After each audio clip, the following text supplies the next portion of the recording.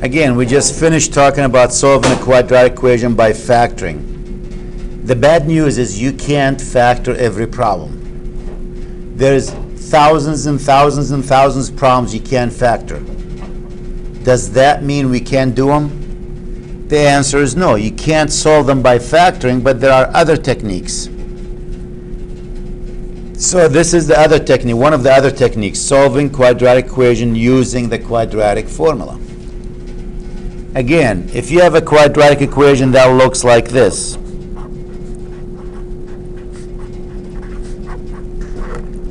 and a does not equal to 0, because if a is 0, it's not a quadratic equation, then you can solve that using the quadratic formula. Anyone know what that is? You remember it? Something like this. Minus b, yes?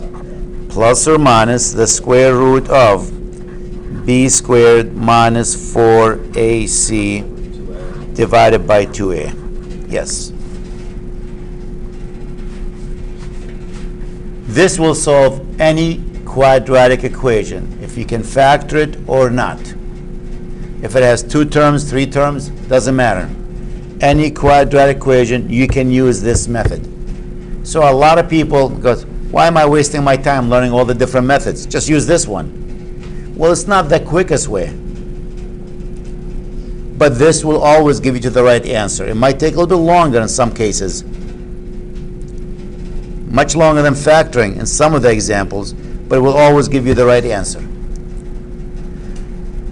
So how do you use that? Well, the first step in solving using this method, I'll give you the procedure again. You want to move everything to one side. You got to have a 0 on the other side.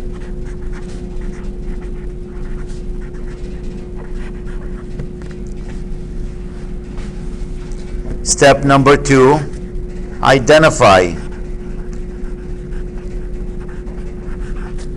A, B, and C. And step number 3,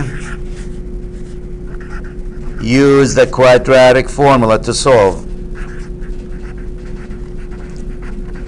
When I say the quadratic formula, we're talking about that one.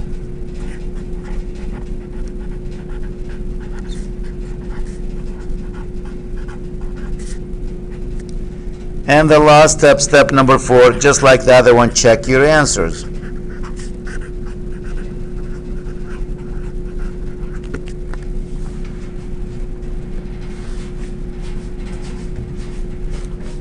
Notice when you look at the standard form, A is the coefficient, the number in front of x squared.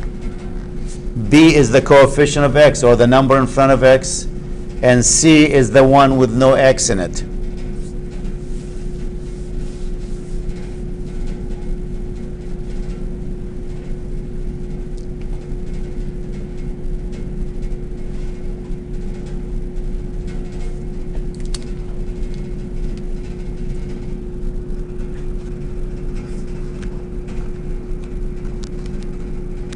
So let's take some examples here.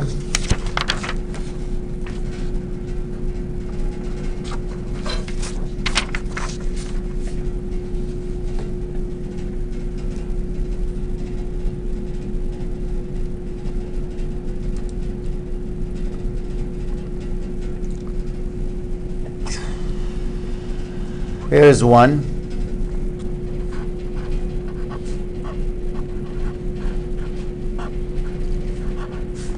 Now this one, if I was given this problem, I can tell you, solved by factoring much quicker.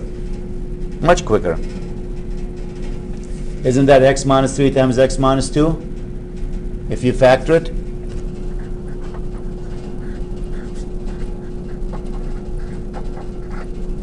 If you factor that, that's what you have. When is this guy going to be 0? What value will make that one 0? 3. What value will make this one 0? 2. I'm done. Those are my answers. But I'm going to do it using the quadratic formula. So first, I need to identify A, B, and C. A equals what? 1. B equals what? -5. And C equals what? 6. I shouldn't say 1 because step 1 refers to move to one side. It's already on one side. Step number 2. Identify A, B, and C. So I'm identifying A, B, and C. One is done for me. Now step number 3, it says you want to solve it for x. It's minus b. And keep writing that. If you do 5 problems today and you write this equation 5 times, I guarantee you'll know it by the time you leave the room.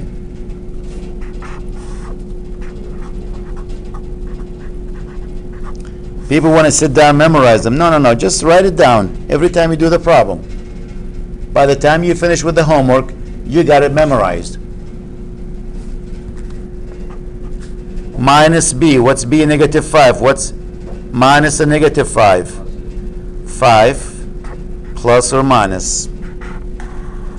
What's negative 5 when you square it? 25 minus 4 times a, which is 1, times c, which is 6. All of that divided by what? 2.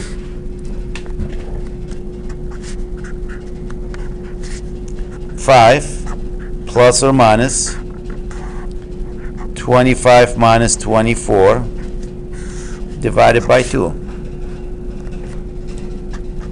5 plus or minus the square root of 1 over 2. What's the square root of 1?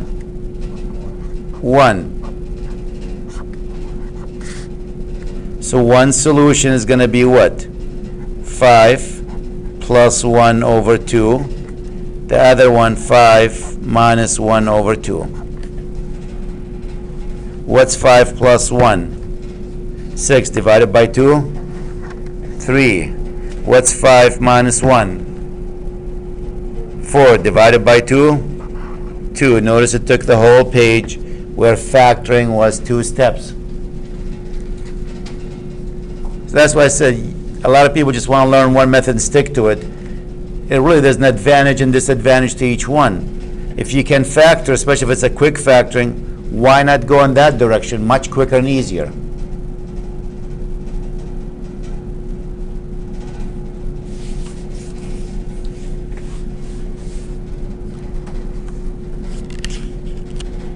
Ahmed, if you want the notes after the class, just grab them and throw them in the trash usually.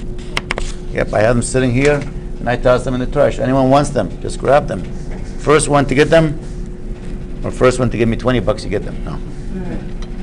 On video. I'm putting this on video. I'm saying all this stuff. Shame on me. Just kidding, people. Let's try another one. 2x squared minus 7x minus 5 equals 0.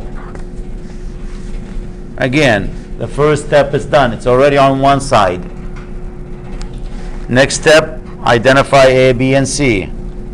A is what? 2. B is what? Negative 7. And C is negative 5.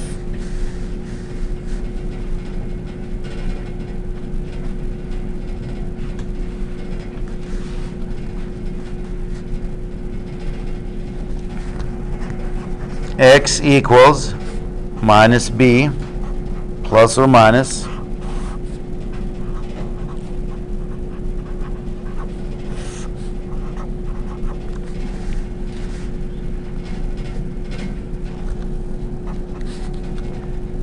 minus a negative 7, that's a 7, plus or minus. What's negative 7 squared? 49 minus 4 times 2 times a negative 5 over 2 times 2.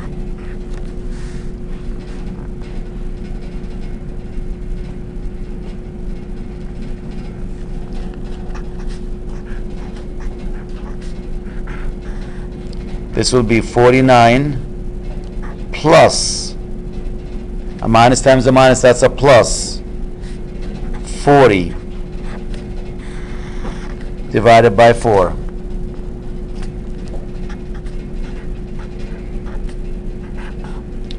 $89 over 4. So I can't simplify the square root of 89. I mean, I can use the calculator and get a decimal value.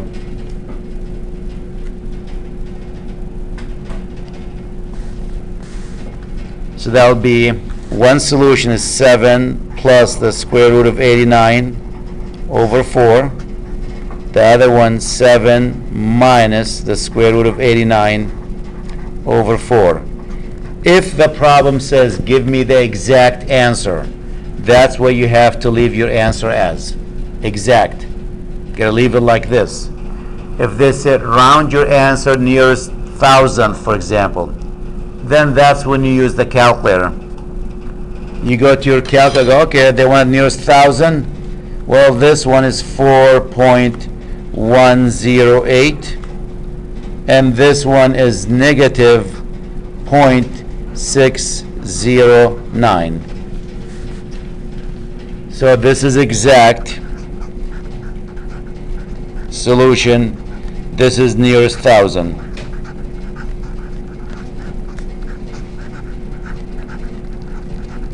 With a TH. Near thousandth. 3 decimal places. So when they say nearest thousandth, nearest hundredth, nearest tenth, they give you a little hint. Use your calculator for that. Plug them in. When they say write the exact answer, don't touch the calculator. Leave it alone. Just leave it like that.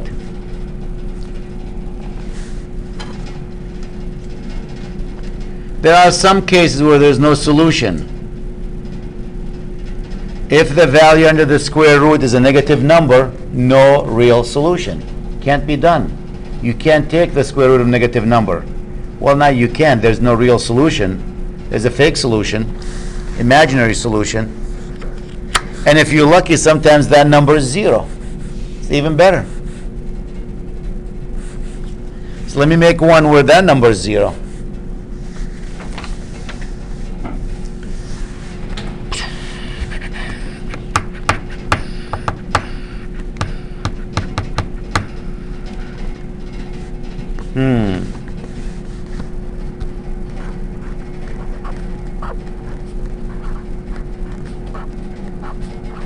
Let's try that.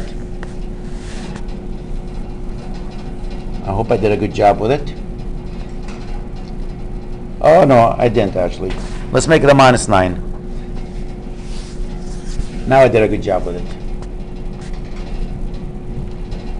What's step number 1? Move it to one side.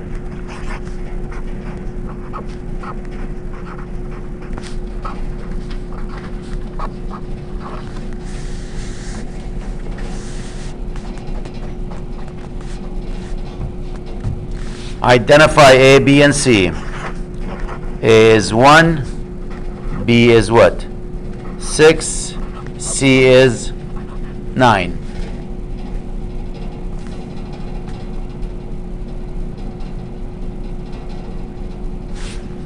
Step number 3. X equals negative B. Notice I write it every single time.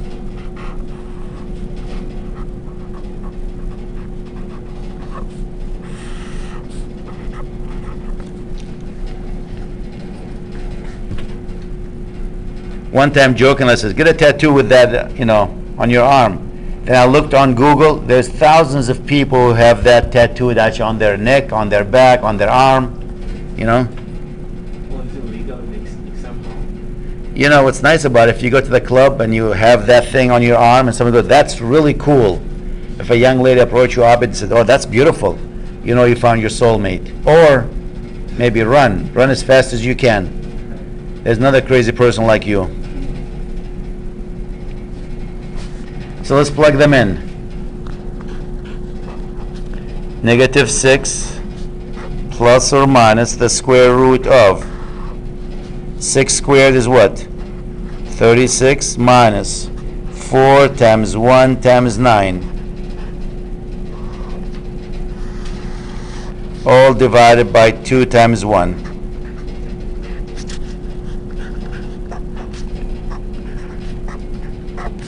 That's 36 minus 36.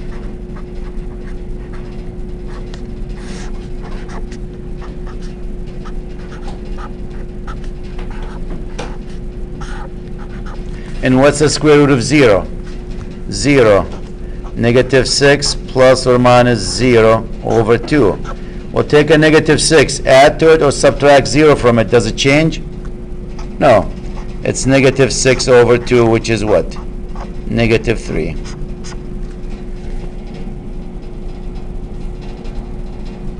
And if you factor that out, again, if you did it with factoring, because that's how I cheated with this problem when I made it, I factor this. I go, oh, if you factor this one, that's x plus 3 times x plus 3.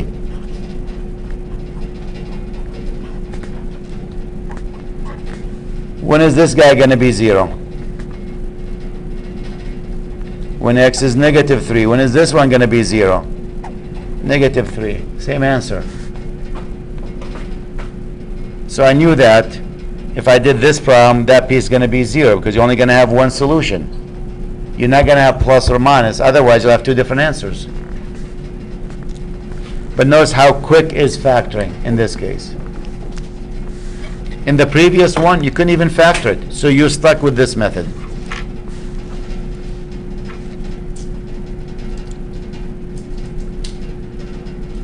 And the other possibility, if the value under the square root is negative, and that really you can't do that. You can't take the square root of a negative number. So I'll try an example with that.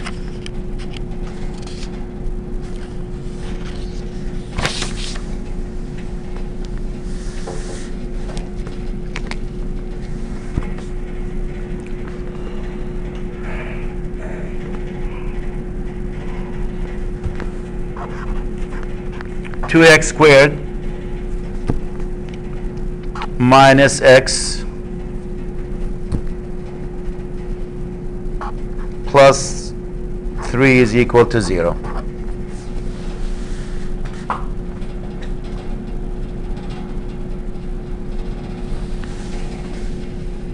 So already on one side, identify A, B, and C. What's A equal to? 2. B equals what? Negative 1, and C equals 3.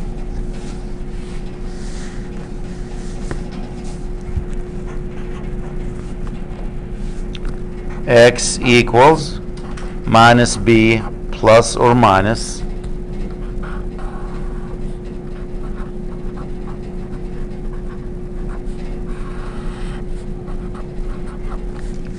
notice I'm losing my energy. I'm not even saying that quadratic formula now. I'm just writing it down. I gotta wake up. So let's plug them in. 1 plus or minus. What's negative 1 when you square it? 1 minus 4 times A, which is 2, times C, which is 3. All divided by 2 times 2.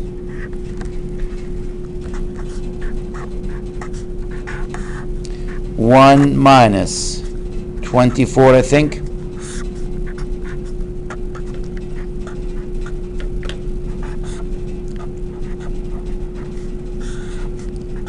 And notice if I go to my calculator, I go, can you tell me what is the square root of negative 23? Where is negative 23? Here we go.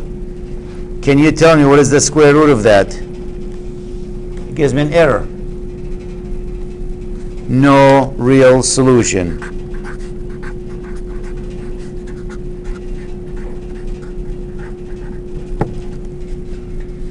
We can't do the square root of a negative number. You have what we call imaginary solution. We'll get to that later. I think it's coming up later in the course. Imaginary solution, or imaginary numbers for a solution.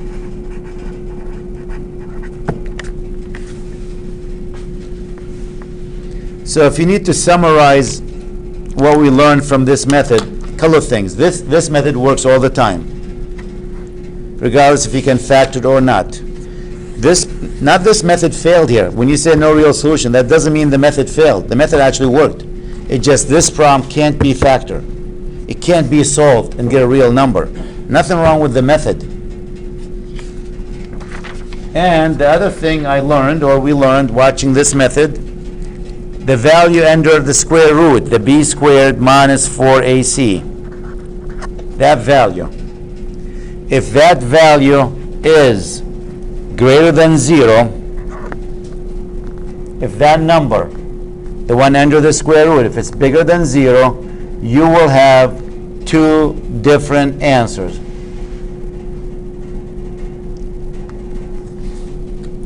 So you will have two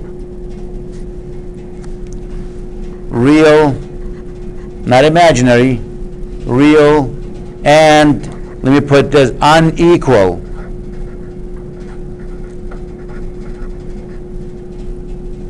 solutions or numbers. I don't want to call it solutions. There's only one solution, has two numbers or answers. Two real and unequal, but that's a not solution, numbers, answers.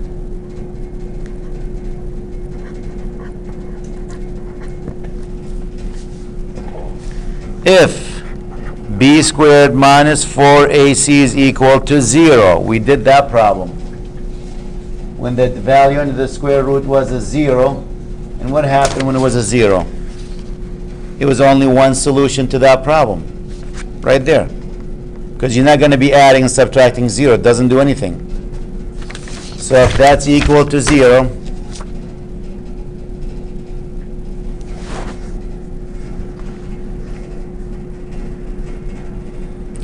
so you're going to have 1.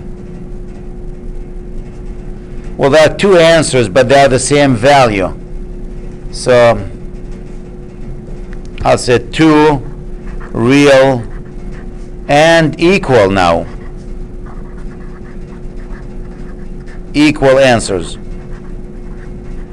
Because you'll have 6 plus 0 divided by 2, 6 minus 0 divided by 2. It really ends up being one real solution, real answer. Because that equals the same number. So I don't want to call them two different answers, it's the same number. And if b squared minus 4ac is less than 0, you have imaginary solutions or imaginary numbers.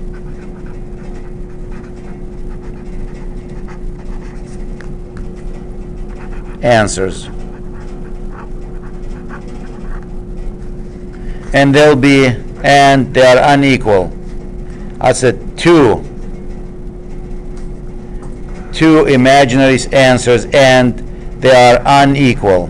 They will not equal to each other.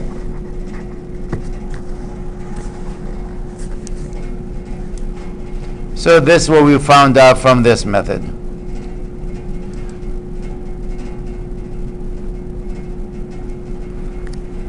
As I said early, last month we were doing physics, and we did a lot of quadratic equations in physics. Damien was in the class, he'll tell you that. We've done tons of them. And you're really supposed to take this class before you get to that one, because you need all this math. So we do use the quadratic formula a lot in other classes.